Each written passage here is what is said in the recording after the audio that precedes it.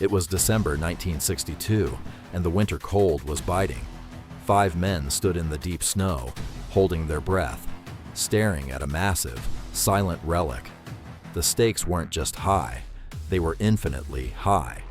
They were preparing to throw a switch and channel a lethal 600 volts of direct current for the very first time.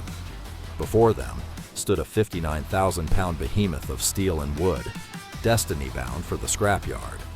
This was Pittsburgh Railway's car, number 3487, a relic of brute force engineering built way back in 1905. For years, the museum was forced to rely on a noisy, unreliable temporary diesel generator just to shunt it.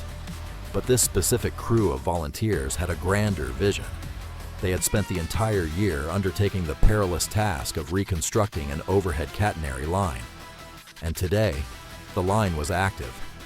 To understand why they risked it, you must understand what this beast, number 3487, represented. In 1905, it was a high-floor interurban built to conquer the steep hills of western Pennsylvania with sheer power. It was brute force industrialization, but standing right behind it was another car, number 4398, embodying a profound revolution. This was the P.N. Jones low-floor revolution.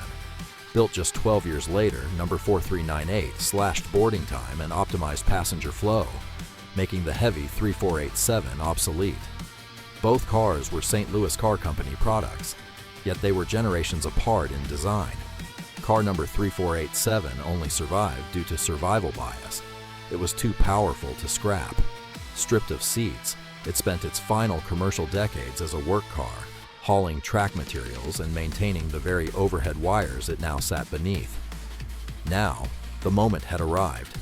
If this connection failed, their monumental effort died in the cold. If it held, history would violently jolt back to life.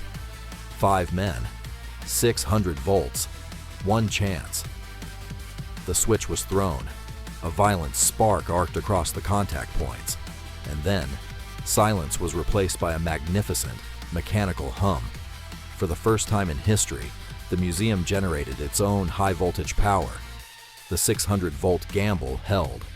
Their kinetic, acoustic dream was alive. If you love mechanical history, follow to see more lost moments saved from the scrapyard.